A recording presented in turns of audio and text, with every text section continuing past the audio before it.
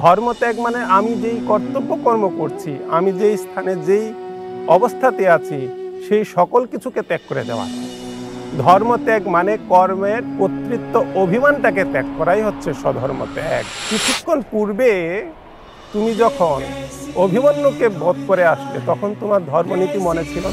যখন অভিমন্যুর বধ হয়েছিল তখন তার হস্তে না কোনো অস্ত্র ছিল, না তার শরীরে কোনো রক্ত, আর তাকে তো আপনিই বধ করেছিলেন অঙ্গরাজ কর্ণ। ডক্টর মহানম্রত ব্রহ্মচারীজি মহারাজ তার গীতাধ্যানে সর্বশেষে বলেছেন যে স্বধর্মত্যাগ বলতে বোঝায় অর্জুনের অহংকার। সনাতন ধর্মের অজানা তথ্য নিয়ে শ্রীধাম শ্রীঅঙ্গন।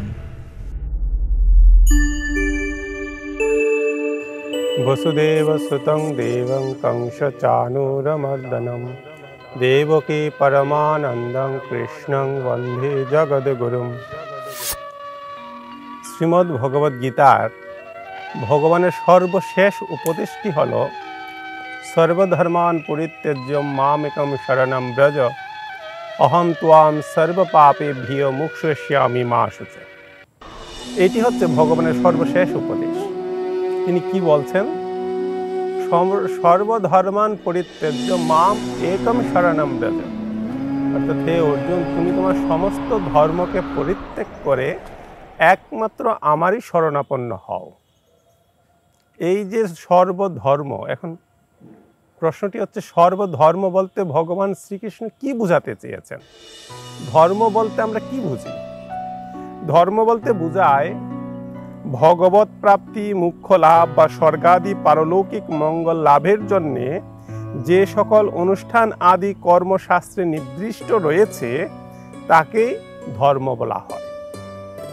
যেমন গার্হস্থ্য ধর্ম, সন্ন্যাস ধর্ম, সন্ন্যাসীর যে সন্ন্যাস ধর্ম, ব্রহ্মচারীর যে ব্রহ্মচার্যের যে বিধান আছে সেই ধর্ম, প্রতিব্রতা সতী নারীর তার পাতিব্রত ধর্ম, রাজা রাজধর্ম, দান ধর্ম, অহিংসা ধর্ম ইত্যাদি, এই সকলকে বলা হয়েছে ধর্ম সনাতন শাস্ত্রে। এই ধর্ম সম্বন্ধে শ্রীধর স্বামীপাদ কি বলেছেন? বিবিধৈ কিঙ্করী ত্যক্ত্বা, শ্রীধর স্বামী বললেন, শ্রুতি স্মৃতি লুকাচার রূপ যে ধর্মের নানা বিধিনিষেধ অর্থাৎ শৃঙ্খলা আছে তাকে ত্যাগ করতে হবে। এটা শ্রীধর স্বামীর অভিমত।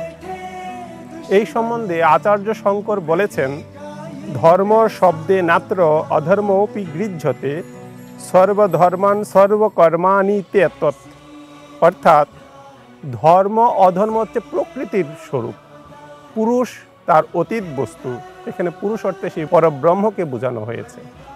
ধর্ম অধর্ম ত্যাগ করা হলো প্রকৃতির অর্থাৎ জগৎ থেকে মুক্ত হয়ে সর্বকর্ম ত্যাগ করা, নির্গুণ ব্রহ্মের আশ্রয় লাভ করাই হচ্ছে আচার্য শঙ্করের অভিমত। এইভাবে ধর্মের নানা সংজ্ঞা রয়েছে। তো ভগবান বলছেন যে সর্বধর্মান পরিত্যজ্য, এই ধর্ম বলতে বোঝাচ্ছেন এই জাগতিক যে যেই স্থানে আছে সেই ধর্মকে এখানে উল্লেখ করা হয়েছে। বিভিন্ন পণ্ডিতগণ, ভাষ্যকারগণ সেই কথা বলেছেন। তাহলে এখন প্রশ্ন আসে, তাহলে অর্জুন যে স্বধর্ম, ভগবান অর্জুনকে সর্বদাই প্রথমে আমরা দেখতে পাই গীতাতে ভগবান বলেছেন, বা এই অষ্টাদশ অধ্যায়ে প্রথমেও তার স্বধর্মের কথা উল্লেখ করেছেন। আবার বলেছেন স্বধর্মে নিধনং শ্রেয় পরৌ ধর্ম ভয়াবহ। তো অর্জুনের স্বধর্ম হচ্ছে ধর্মযুদ্ধ করা। অর্জুনকে বলছেন, আবার বলছেন যে সর্বধর্মান পরিত্যজ্য, তাহলে একটি স্ববিরোধীমূলক কথা এসে যায়। তিনিই বলছেন স্বধর্ম পালন করো, আবার তিনিই বলছেন ধর্মকে ত্যাগ করো। এর রহস্যটি কি? এর রহস্যটি হলো, এইখানে ধর্ম বলতে যদি অর্জুনের স্বধর্মকেই ত্যাগ করা বোঝাতে চাইতো, বা অর্জুন কি বুঝতে চেয়েছেন বা কি বুঝেছেন এই কথার প্রেক্ষিতে, অর্জুন যদি বুঝতেন যে স্বধর্মকে ত্যাগ করতে ভগবান বলেছেন, তাহলে আমরা দেখতে পেতাম গীতার উপদেশের বাণী যখন তিনি বিশ্রাম দিয়েছেন, তাহলে অর্জুন ধর্মযুদ্ধ ত্যাগ করে ভগবানের পূজা অর্চনায় রত হয়ে যেতেন। সর্বধর্মান পরিত্যজ্য মাম একম শরণং ব্রজ, যে আমার শরণগত হও, আমাকে শরণ নাও। কিন্তু অর্জুন তো যুদ্ধ ত্যাগ করে ভগবানের পূজা অর্চনায় রত হননি। তিনি কি করেছেন? আরো কঠোরভাবে সেই যুদ্ধে অংশগ্রহণ করেছেন, যুদ্ধে স্থিত হয়েছেন। তাহলে এর মূল রহস্যটি কি? রহস্যটি হলো এইখানে ভগবান বুঝাতে চেয়েছেন সর্বধর্ম অর্থাৎ তুমি যে কর্মটি করছো সেই স্বধর্ম ত্যাগ নয়, সেই স্বধর্মের কর্মের ফলের যে ইচ্ছা, কর্ম করার যে অহংকার, যে কর্তৃত্ব অভিমান, সেই কর্তৃত্ব অভিমানটাকে তোমাকে ত্যাগ করতে হবে। এটাই অর্জুন বুঝিয়েছেন এবং অর্জুন বুঝেছেন যে ধর্মত্যাগ মানে আমি যেই কর্তব্য কর্ম করছি, আমি যেই স্থানে যেই অবস্থাতে আছি সেই সকল কিছুকে ত্যাগ করে দেওয়া নয়। ধর্মত্যাগ মানে কর্মের কর্তৃত্ব অভিমানটাকে ত্যাগ করাই হচ্ছে স্বধর্ম ত্যাগ। কর্মের যে একটি অহংকার, মনের ভিতর যে একটি দম্ভ, আমি কর্মী, এই যে কর্মের যে ফলের আশা, সেই ফলের আশাটাই হচ্ছে স্বধর্ম ত্যাগ। এটি হচ্ছে মূল কথা। এই অর্থে একটি দৃষ্টান্ত আমরা দেখতে পাই, যখন অর্জুন যুদ্ধ করছেন, যখন কর্ণের সাথে যুদ্ধ করছেন, যুদ্ধ করতে করতে এক সময় কর্ণের চাকা একটি গর্তে পড়ে যায়। তখন কর্ণ রথ থেকে অবতরণ করেন, তিনি সেই রথের চাকাটিকে ঠেলে তুলতে চাইছেন। এমন সময় কর্ণ অর্জুনকে বলছেন, অর্জুন, আমি যতক্ষণ পর্যন্ত রথে উঠে ধনুর্বাণ ধারণ না করছি ততক্ষণ পর্যন্ত তুমি ক্ষান্ত হও। অর্জুন তাই করেছিল। সেই সময় ভগবান অর্জুনকে বললেন, অর্জুন, তুমি এই সময়ই তাকে বধ করো। কেন? কারণ ক্ষত্রিয় যদি ধনুর্বাণ ত্যাগ করে তাকে বধ করা অনুচিত, ক্ষত্রিয় ধর্ম নয়। তুমি এক নিরস্ত্র যোদ্ধার উপর প্রহার করতে পারো না।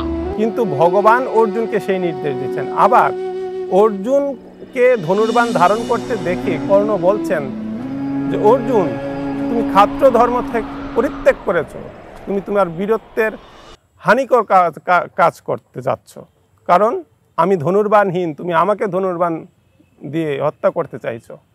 তখন ভগবান বলছেন, কিছুক্ষণ পূর্বে তুমি যখন অভিমন্যুকে বধ করে আসলে তখন তোমার ধর্মনীতি মনে ছিল না? যখন অভিমন্যুর বধ হয়েছিল তখন তার হস্তে না কোনো অস্ত্র ছিল, না তার শরীরে কোনো রক্ত, আর তাকে তো আপনিই বধ করেছিলেন অঙ্গরাজ কর্ণ। তুমি যে এখন ধর্মনীতি শোনাচ্ছ, অভিমন্যুকে মিলে তোমরা সকলে সপ্তরথী মিলে অবৈধভাবে যখন হত্যা করেছো তখন তোমার সেই ক্ষত্রনীতি কোথায় ছিল? অর্জুন, তুমি এখনই তাকে ধনুর্বাণ দ্বারা হত্যা করো। এবং অর্জুনও তাই করেছিলেন, সঙ্গে সঙ্গে ধনুর্বাণ ধারণ করে কর্ণকে বধ করলেন।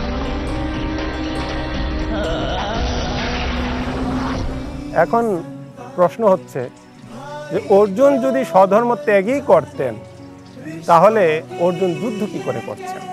কিন্তু স্বধর্ম ত্যাগ করেন নাই।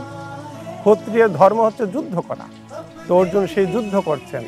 এর দ্বারা ভগবান বুঝাতে চাইছেন যে অর্জুন, তুমি যুদ্ধ করবে ঠিক, তুমি তোমার স্বধর্ম পালন করবে ঠিক, কিন্তু সেইটা আমার নির্দেশানুসারে, আমি যেভাবে বলবো সেই বাণী অনুসরণ করেই তুমি তোমার ধর্ম পালন করবে।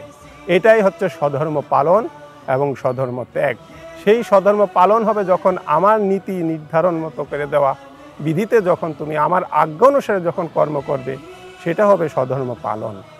আর যখন সেই কর্মটি করবে কিন্তু কর্মে কর্তৃত্ব অভিমান থাকবে না, আমার নির্দেশই বলবতী থাকবে, আমার আজ্ঞা পালনই তোমার কাছে সর্বশ্রেষ্ঠ আদেশ রূপে পরিগণিত হবে, তখনই সেটা হবে স্বধর্ম ত্যাগ। তাই ডক্টর মহানম্রত ব্রহ্মচারীজি মহারাজ তার গীতাধ্যানে সর্বশেষে বলেছেন যে স্বধর্ম ত্যাগ বলতে বোঝায় অর্জুনের অহংকার ত্যাগ। এই যে অর্জুনের একান্ত শরণাগতি, কৃষ্ণ যেইভাবে বলছেন, কৃষ্ণ যখন যেই নির্দেশ দিচ্ছেন সেই নির্দেশটিও পালন করছেন অকুতভয়ের মতো। তিনি অবিচলভাবে কৃষ্ণের আজ্ঞা বলবতী করে তিনি এগিয়ে চলছেন রণক্ষেত্রে। এই যে ভগবানের প্রতি অর্জুনের একটা শরণাগতি, সেই যে তার ইচ্ছা, অর্থাৎ অর্জুনের কোনো ইচ্ছা নেই এখানে, ভগবানের আজ্ঞা পালনই হচ্ছে অর্জুনের কর্ম, এই যে ভাবটি, এইটি হচ্ছে স্বধর্ম ত্যাগ। এখানে স্বধর্ম ত্যাগ মানে আমার যে ধর্ম আছে আমি আমার সকল কিছু ত্যাগ করে ভগবানের পূজা করব সারাদিন, সেটি স্বধর্ম ত্যাগ নয়। আমার যে কর্তব্য কর্ম আছে, আমার যে কর্তৃত্ব আছে, সেই সকল কর্মকে ক্ষুণ্ণ রেখে সেই সমস্ত কর্মের ফল বাসনা মন থেকে ত্যাগ করে, অর্থাৎ কর্তৃত্ব অভিমান নিরভিমান হয়ে কর্ম করাটাই হচ্ছে স্বধর্ম ত্যাগ। এটি হচ্ছে গীতার চরমতম কথা এবং এইটি অর্জুন বুঝেছিলেন। তাই স্বধর্ম ত্যাগ বলতে বুঝেছেন অর্থাৎ অর্জুনের সেই অহংকারকে, অর্জুনের কর্তৃত্বাভিমানকে ত্যাগ করে ভগবানের আজ্ঞা অনুসারে পালন করা। এইভাবে যখন আমরা ভগবানের আজ্ঞা অনুসারে পালন করব, অহম ত্বাম সর্ব পাপেভ্য, তখনই তিনি আমাদেরকে সমস্ত কর্মফলের থেকে মুক্ত করে দিয়ে, অহংকারকে চূর্ণ করে দিয়ে, আমাদের পাপকে বিনাশ করে মুক্ষে স্বামী মা আসত, সেই মুখ্যের পথে আমাদেরকে নিয়ে যাবেন। গীতার সেই চরম বাণীর এটি হচ্ছে মূল কথা। আচার্যগণ এই অর্থই নির্ধারণ করেছেন। জয় জগৎবন্ধু, জয় শ্রীকৃষ্ণ, জয় শ্রীগুরু।